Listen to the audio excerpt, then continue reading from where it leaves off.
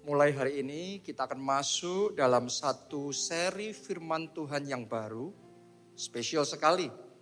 Judulnya adalah How to Have a Meaningful Life. Bagaimana hidup yang berarti.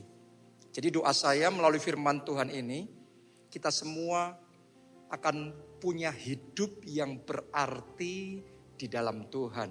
Nah, sepanjang bulan ini itu yang akan kita bahas, tapi bagian yang pertama dari seri firman Tuhan ini, judulnya adalah Vision for Eternal Success. Visi untuk sukses kekal. Artinya kita akan bicara tentang yang namanya kekekalan. Bukan hanya tentang apa yang ada di dunia, tapi lebih penting dari itu adalah kekekalan. Nanti setelah kita meninggalkan dunia seperti apa?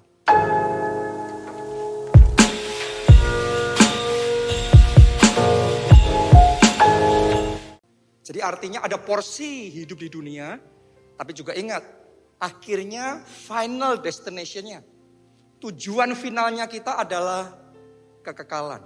Dan saya percaya buat saudara seluruh jemaat keluarga Allah, ada tempat yang spesial yang Tuhan Yesus sudah sediakan bagi kita di dalam kerajaan surga. Amin. Nah, kalau saudara renungkan selama 2 tahun masa pandemi ini, benar-benar membuktikan bahwa tanpa Tuhan, manusia terbatas. Manusia dengan semua kehebatannya, semua kepandaiannya, ternyata gak mampu mengatasi virus corona, gak mampu mengatasi pandemi ini.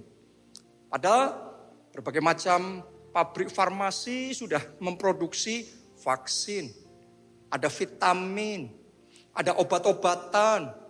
Tapi ternyata itu semua bukan jawaban. Negara-negara yang paling maju, yang tingkat vaksinasi paling tinggi, yang fasilitas kesehatannya paling hebat, malah justru mengalami tantangan yang paling besar. Tingkat penularan virus corona gak habis-habis, melonjak tinggi terus dari waktu ke waktu. Sampai di titik tertentu kita sadar, kepandaian manusia terbatas. Ya, perusahaan-perusahaan yang tadinya begitu kuat, begitu luar biasa, tapi karena dikenakan berbagai macam pembatasan, karena harus melalui situasi-situasi yang tidak mudah, lama-kelamaan goyah juga. Gak kuat juga. Dengan kata lain, kalau kita cuma melihat kehidupan yang ada di dunia ini saja, maka kita bisa putus asa. Kita bisa patah semangat. Itu sebabnya hari ini firman Tuhan mengajak kita untuk meluruskan fokus kita bukan hanya pada perkara-perkara di bawah, tapi pandanglah, fokuslah pada perkara-perkara yang di atas.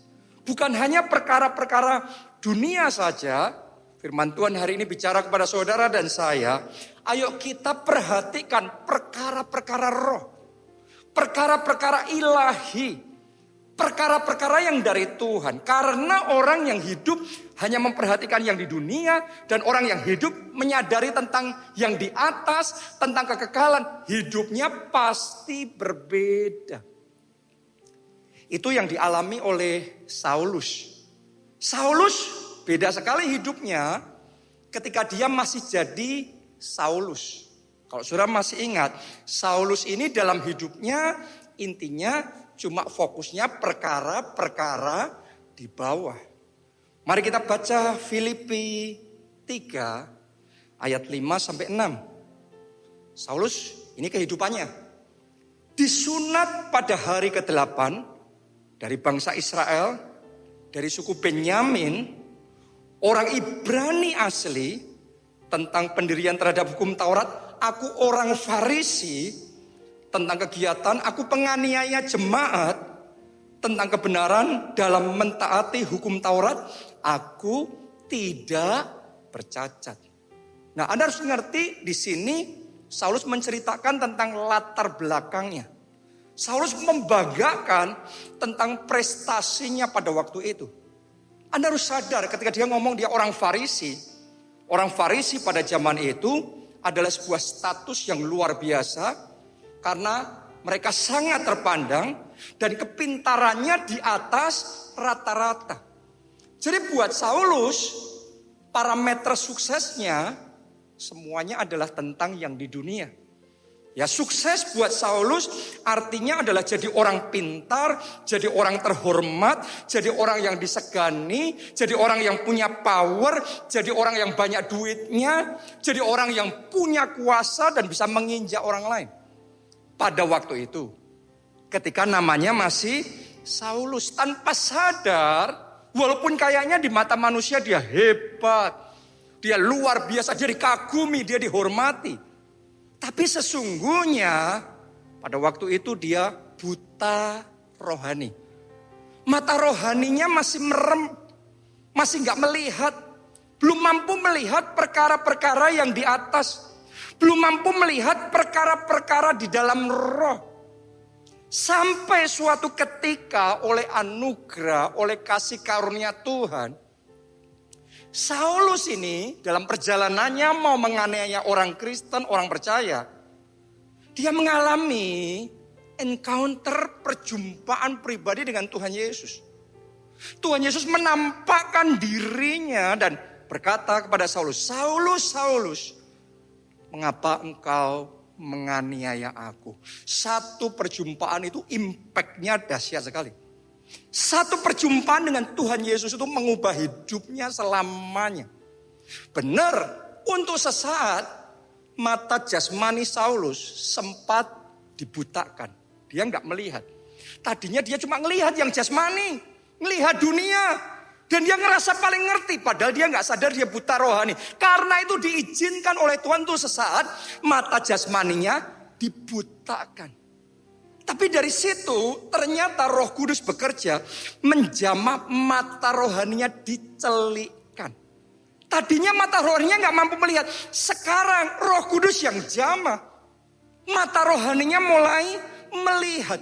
Dia mulai melihat perkara roh. Dia yang tadinya tidak percaya, sekarang jadi percaya. Dia yang tadinya hanya melihat apa yang ada di bawah, sekarang dia mampu melihat apa yang ada di atas. Dia yang tadinya hanya melihat semuanya dari sisi manusia, sukses secara manusia, sekarang dia mulai melihat apa yang dilihat oleh Tuhan. Sukses kekekalan. Hidupnya berubah dan tidak pernah sama lagi. Sejak waktu itu parameter suksesnya berubah. Dari sukses dunia jadi sukses kekal. Saya berdoa melalui firman Tuhan hari ini, itu yang Roh Kudus akan kerjakan dalam hidup kita masing-masing. Dimanapun Anda berada dan mengikuti ibadah ini, di dalam nama Yesus Roh Kudus menjamah mata rohani saudara, sehingga mata roh saudara terbuka dan Anda bisa melihat rencana Tuhan. Anda bisa melihat firman Tuhan. Anda bisa melihat apa yang Tuhan lihat. Anda bisa melihat perkara-perkara roh, perkara-perkara di atas, dan hidup saudara hidup untuk menggenapi rencana Tuhan. Dalam hidup saya sendiri, berulang kali Tuhan mendidik saya. Tuhan mengajari saya. Sehingga mata roh saya semakin lama semakin terbuka. Semakin lama semakin melihat bahwa ternyata perkenanan Tuhan, menyenangkan hati Tuhan lebih penting dari semua yang ada di dunia.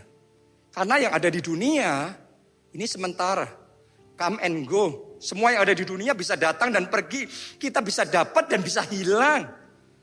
Kalau ada yang satu yang pasti, kalau ada satu yang harusnya kita kejar, adalah perkenanan Tuhan. Saya berdoa mulai hari ini hidup saudara, hidup untuk menyenangkan hati Tuhan. Karena saudara dapat hati Tuhan, Anda dapat segalanya. Carilah terlebih dahulu kerajaan Allah dan kebenarannya, maka semuanya ditambahkan kepadamu. Artinya kerajaan Allah itu lebih penting. Artinya sukses kekekalan itu lebih penting. Artinya perkenanan Tuhan, menyenangkan hati Tuhan itu lebih penting. Dan dari waktu ke waktu Tuhan akan mendidik dan menguji hati kita. Pernah suatu saat saudaraku, saya itu punya keinginan untuk ganti mobil. Untuk punya mobil. Dan saya bersyukur punya mama, punya orang tua yang sangat mengasihi saya, sangat sayang sama saya. Waktu saya ngomong seperti itu, mama saya ngomong oke. Kemudian dia ngajak saya pergi ke showroom mobil untuk ngelihat mobil apa yang cocok. Dan ketika ngelihat ada satu mobil yang waktu itu sangat spesial sekali, sangat keren sekali, sangat bagus sekali. Dan mama saya setuju membelikan mobil itu. Itu mobil Honda Accord. Nah, Anda kan yang ngerti mobil, Anda ngerti itu mobil yang sangat bagus sekali. Dan saya sangat suka. Saya sangat kepengin sekali. Mama saya ngomong begini, kamu mau? Kalau kamu mau kita beli ini. Ya, tapi saya ngomong sama mama saya, tunggu Ma, aku mau berdoa dulu. Singkat cerita, kita pulang, saya bawa dalam doa, saya tanya sama Tuhan, gimana Tuhan kalau aku beli mobil ini? Tapi yang anehnya di dalam hati saya ngerasain kayak bukannya Tuhan ngelarang, tapi kayaknya Tuhan gak ngasih lampu hijau. Buat saya saudaraku, lebih penting dari segalanya adalah lampu hijau dari Tuhan. Ya kadang-kadang kita ada dalam situasi seperti itu. Dan saya bingung waktu itu. Tuhan ya gak ngelarang. Tapi Tuhan gak ngasih lampu hijau. Saya ambil komitmen. Kalau saya gak dapat lampu hijau, saya gak mau melangkah. Kalau saya gak dapat lampu hijau, saya gak mau ambil mobil itu. Walaupun mama saya sudah bersedia untuk membelikan mobil itu. Tapi waktu saya doa lagi. Kok saya gak ngerasakan apa-apa dari Tuhan. Kok saya gak ngerasakan restu dari Tuhan. Akhirnya saya datang sama orang tua saya, sama mama saya. Dan saya ngomong, Ma, kayaknya gak usah dulu deh. Karena saya ngerasa waktu doa kok Tuhan gak ngasih lampu hijau. Ya sudah, karena saya ngomong gitu, ya sudah, mama saya sudah selesai. Ya. Tapi ketika saya sudah selesai ngomong seperti itu, kayak di hati ini ada kelegaan. Di hati ini ada damai sejahtera yang saya nggak bisa jelaskan secara manusia. Kayaknya Tuhan senang sekali dengan keputusan itu. Kayaknya Tuhan ngerti bahwa saya mau belajar untuk menyenangkan hati Tuhan. Kayaknya keputusan saya untuk tidak ambil mobil itu walaupun sudah di depan mata. Kayaknya itu masuk di hatinya Tuhan. Kayaknya itu menyenangkan hati Tuhan. Dan di hati ini meluap sukacita yang luar biasa. Di situ saya belajar perkenanan Tuhan lebih penting dari segalanya. Menyenangkan hati Tuhan lebih penting dari segalanya. Dan sejak saat itu saya melihat anugerah Tuhan, urapan Tuhan, penyertaan Tuhan terus membackup setiap langkah saya. Gak pernah kering dari pengurapan. Selalu ada kuasa Tuhan, selalu ada pertolongan Tuhan. Saat gak ada jalan, Tuhan yang bekerja, jalan itu terbuka. Saat saya ada dalam situasi yang susah, Tuhan yang bekerja. Yang tidak ada jadi ada, yang mustahil jadi tidak mustahil. Saya melihat keajaiban yang melampaui pikiran dan bayangan saya. Artinya kalau kita ngerti hati Tuhan, kita ngerti perkara di atas, kita ngerti menyenangkan hati Tuhan, kita ngerti kekekalan, Anda akan melihat keajaiban yang tidak terbilang banyaknya Tuhan kerjakan di dalam hidup saudara. Jadi hari ini buka hatimu, sama seperti Saulus diubah menjadi Paulus, sama seperti Saulus mata rohaninya dicelikkan sehingga Paulus bisa melihat rencana Tuhan, melihat perkara-perkara di atas. Doa saya di dalam nama Yesus, anointing to see, urapan untuk melihat diimpartasikan dalam hidup saudara. Sehingga mulai sekarang engkau bisa melihat rencana Tuhan. Engkau bisa menghargai perkenanan Tuhan. Engkau bisa hidup untuk menyenangkan hati Tuhan. Amin. Itu harusnya visi kita. Bukan visi perkara di bawah, tapi visi perkara di atas. Bukan sekadar visi duniawi saja, tapi lebih penting lagi visi kekekalan. Karena visi kita menentukan keberhasilan kita. Orang kalau cuma visinya di dunia, jangka pendek. Karena umur kita di dunia cuma terbatas. Tapi kalau saudara visinya kekekalan, itu visi jangka panjang, saya percaya Tuhan yang akan menolong saudara sehingga Anda sukses di bumi sekaligus sukses di surga. Mari kita baca satu kisah yang terkenal sekali. Saya yakin Anda sudah pernah dengar, tapi mungkin ada yang belum pernah dengar. Kita mau refresh kisah tentang orang kaya dan Lazarus dan Abraham. Lukas 16 ayatnya yang ke-19 sampai 25. Ada seorang kaya yang selalu berpakaian jubah ungu dan kain halus. Dan setiap hari ia bersukaria dalam apa? Kemewahan. Tentunya kemewahan dunia. 20. Dan ada seorang pengemis bernama Lazarus. Badannya penuh dengan borok, berbaring dekat pintu rumah orang kaya itu, dan ingin menghilangkan laparnya dengan apa yang jatuh dari meja orang kaya itu. Malahan anjing-anjing datang dan menjilat boroknya. Kemudian matilah orang miskin itu, lalu dibawa oleh malaikat-malaikat ke pangkuan Abraham. 23. Orang kaya itu juga mati lalu dikubur. Dan sementara ia menderita sengsara di alam maut, ia memandang ke atas. Tadinya gak pernah dia memandang ke atas. Selama dia hidup di dunia selalu ngelihatnya yang di bawah terus. Baru sekarang dia memandang ke atas, tapi sudah terlambat. Oke, ia memandang ke atas dan dari jauh dilihatnya Abraham. Dan Lazarus duduk di pangkuannya. Lalu ia berseru katanya, "Bapa Abraham, kasihanilah aku. Suruhlah Lazarus supaya mencelupkan ujung jarinya ke dalam air dan menyejukkan lidahku. Sebab aku sangat kesakitan dalam nyala api ini." Tetapi Abraham berkata, "Anak, ingatlah bahwa engkau telah menerima segala yang baik sewaktu hidupmu. Sedangkan Lazarus segala yang buruk. Sekarang ia mendapat hiburan dan engkau sangat menderita." Sampai di situ pembacaan kita. Dalam kisah ini ada 3 karakter, 3 personality yang akan kita bahas. Langsung ya, yang pertama adalah orang kaya. Tahukah saudara, orang kaya ini menurut pembacaan kita tadi, dia benar-benar sukses.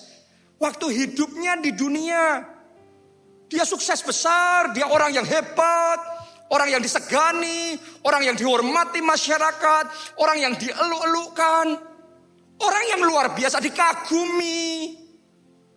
Tapi herannya di dalam kisah ini, satu-satunya orang tanpa nama adalah orang kaya ini.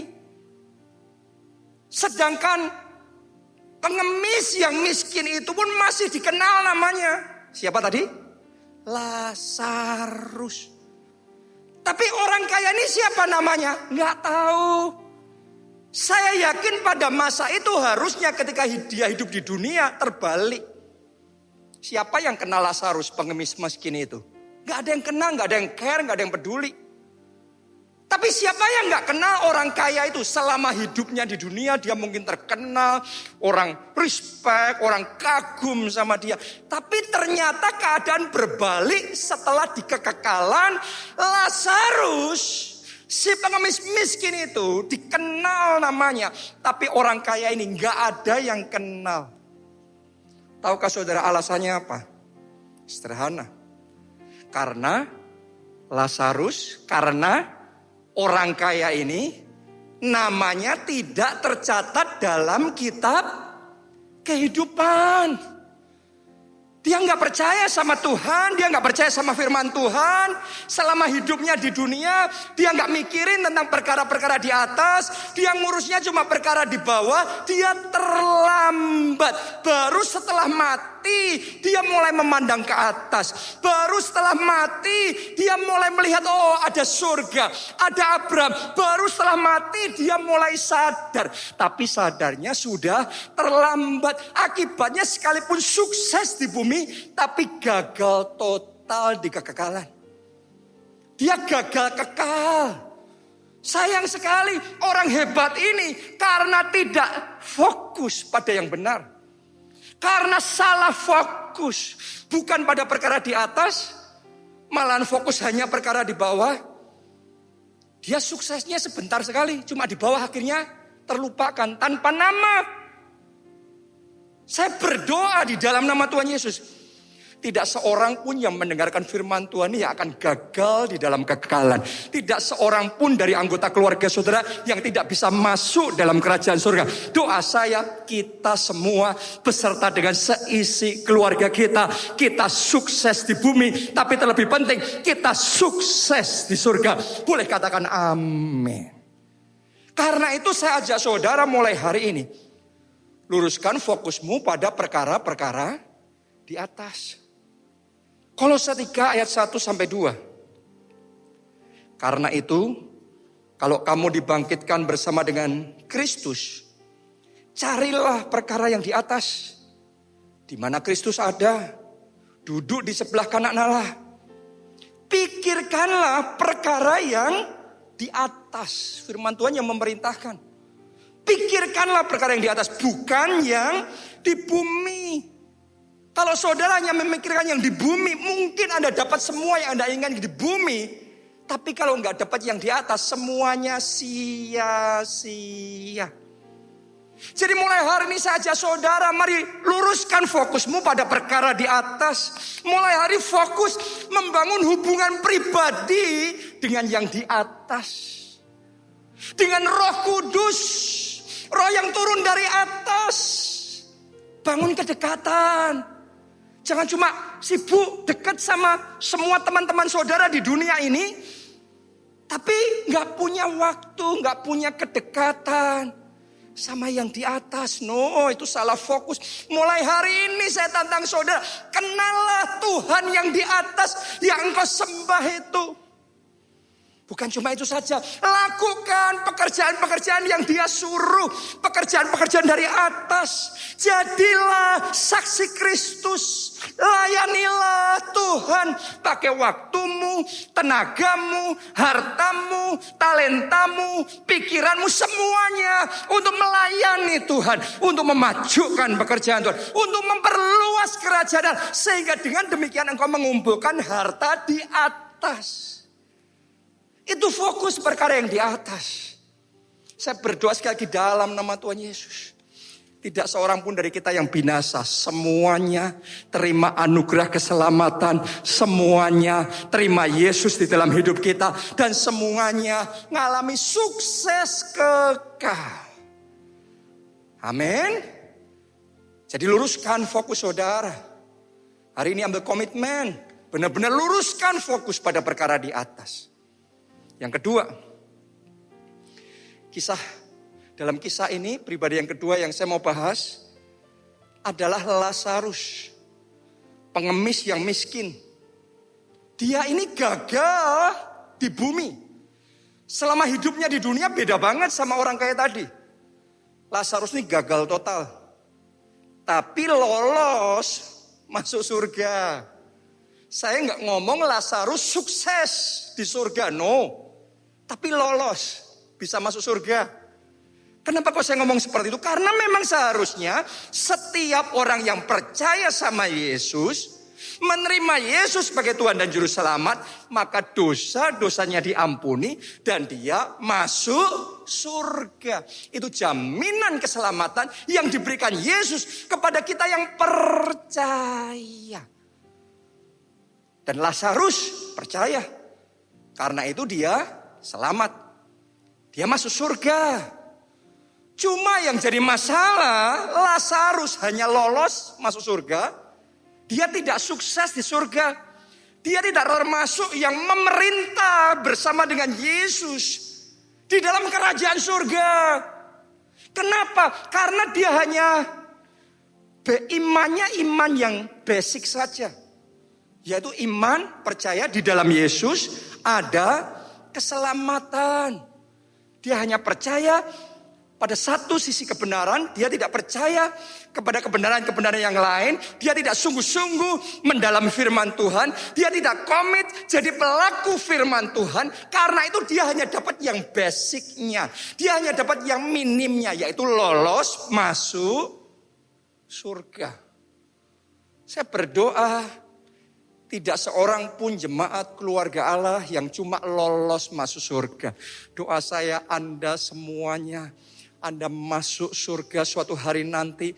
Dan bukan cuma itu saja, tapi saudara juga dibawa oleh Yesus untuk turut memerintah bersama dengan Yesus. Jadi penguasa dan pembesar-pembesar di dalam kerajaan surga. Amin. Haleluya. Itu yang kedua. Sekarang yang terakhir, yang ketiga. Pribadi yang ketiga, yang terakhir adalah Abraham. Yang ini luar biasa sekali. Karena Abraham ini komplit. Dia sukses di bumi. Tidak diragukan lagi. Selama dia hidup di dunia, benar-benar Tuhan pakai Abraham untuk melakukan perkara-perkara besar. Untuk mengerjakan rencananya di bumi. Untuk jadi berkat bagi banyak orang. Untuk mengalami terobosan-terobosan dan kemenangan-kemenangan yang besar. Sukses di bumi. Tapi lebih penting daripada itu, Abraham juga sukses di surga. Jadi di surga pun dia jadi penguasa. Di surga pun dia jadi pembesar. Bahkan Lazarus yang masuk surga, yang mewakili Allah untuk menyambut, untuk menerima adalah Abraham. Coba Anda renungkan itu. Betapa besarnya Abraham ini. Kenapa kok Abraham bisa sukses di bumi, sukses di surga? Apa kuncinya? Apa rahasianya? Sederhana, dengarkan baik-baik. Karena Abraham ngerti rahasia untuk percaya dan taat pada firman Tuhan. Trust and obey. That is the secret. Itu kuncinya, itu rahasianya. Trust and obey. Percaya dan taat. Apa buktinya? Masih ingat gak saudara? Suatu ketika Tuhan suruh Abraham untuk pergi meninggalkan negeri asalnya ke tempat yang Tuhan akan tunjukkan. Gak ngerti di mana tempatnya, suruh ninggal semuanya, pergi ke tempat yang gak jelas. Tapi karena Abraham tahu Tuhan yang bicara, Tuhan yang suruh, Abraham percaya. Dan Abraham taat kepada Tuhan. Itu imannya Abraham, itu bagaimana dia menjalani hidupnya. Ketika Tuhan ngomong sama Abraham, Abraham aku berjanji, aku akan memberkati engkau. Dan engkau akan menjadi berkat. Melalui hidupmu seluruh kaum di muka bumi akan diberkati. Padahal Abraham punya satu anak pun tidak. Secara manusia itu mustahil. Tapi karena Tuhan yang ngomong, Abraham percaya. Bahkan suatu kali setelah Tuhan melakukan mujizat yang luar biasa, ngasih keturunan sama Abraham, yaitu Ishak, anak perjanjian itu. Kemudian suatu hari aneh sekali Tuhan bicara sama Abraham, sekarang persembahkan anakmu itu. Anda bayangkan disuruh mempersembahkan anaknya sendiri. Hebatnya, sekalipun dia sayang sekali sama anak itu, tapi Abraham percaya. Abraham taat. Kalau Tuhan yang suruh aku mau. Kalau Tuhan yang perintahkan aku taat. Abraham trust and obey. Semua yang Tuhan ngomong, setiap rema, setiap petunjuk Tuhan, Abraham trust and obey. Karena itu hidupnya di dunia berhasil. Tapi lebih penting lagi, di surga dalam kekekalan dia berhasil. Doa saya seperti itu juga hidup saudara. Seperti itu juga hidup saudara. Komitmen untuk trust and obey pada firman Tuhan. Saya ajak ya, buka hati ya. Terhadap hal yang simpel-simpel dulu. Anda mau nggak belajar percaya dan taat? Apa yang harus saya percayai dan taati? Sederhana, firman Tuhan ngomong sama saudara, para suami, kasihilah istrimu. Istri, tunduklah pada suamimu. Ketika Anda terima firman Tuhan itu, apa yang kau katakan sama Tuhan? Apakah engkau ngomong, Tuhan, walaupun gak mudah, walaupun penuh tantangan, tapi karena Engkau yang berbicara, karena itu firman Tuhan, aku percaya, aku taat. Itu yang sukses di bumi dan sukses di surga. Jangan sampai kita meresponi firman Tuhan, tapi suami saya modalnya kayak gini, istri saya modalnya kayak gitu. No. Terhadap firman yang datang dari atas itu, kita percaya, kita taat. Apalagi firman Tuhan yang sederhana aja, saudaraku, kehidupan sehari-hari. Alkitab ngomong, ampunilah yang bersalah kepada kamu. Yesus perintahkan, berdoalah bagi mereka yang membenci kamu. Kasihilah musuh-musuhmu. Simpel ya firman Tuhan. Tapi firman Tuhan yang simpel, ketika diperkatakan atas hidupmu, apa responmu terhadap musuhmu itu, terhadap orang-orang yang membenci engkau itu? Engkau balas kejahatan dengan apa? Saya berdoa, walaupun ini penuh dengan tantangan, tapi saya berdoa kita semua sukses di bumi dan di surga, jadi pejabat-pejabat tinggi kerajaan surga. Karena itu walaupun susah, walaupun penuh tantangan, Anda ambil keputusan percaya. Keputusan lu taat pada firman Tuhan. Kalau firman Tuhan bicara, bawalah seluruh persembahan persepuluhan ke dalam rumah perbendaharaan, dan ujilah aku, apakah aku tidak membukakan tingkap-tingkap langit dan mencurahkan berkat sampai berkelimpahan kepadamu. Pertanyaannya, respon saudara gimana terhadap firman Tuhan itu?